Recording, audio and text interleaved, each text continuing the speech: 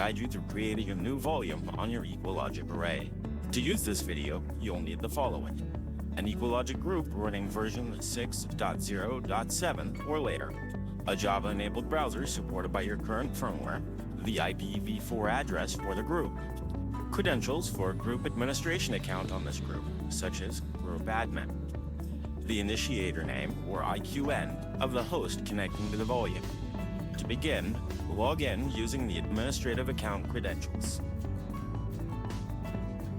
Choose Create Volume in the Activities section. Under General Properties, enter the new volume name in the name field. Review the configuration options, then select Next. Under Volume Space, enter the size of the volume in the Volume Size field, then choose the unit of measure. If all the entries in the estimated space table show green, there's enough available space to create the volume. If any tables are marked red, you'll need to decrease the volume size.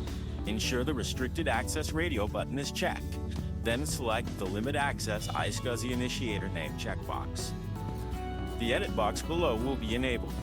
Enter the IQN of the connecting system. Confirm the settings for the volume. The back button may be used to return to previous steps to make changes. Choose the Finish button to create the volume. Your new volume is now created. Thank you for watching.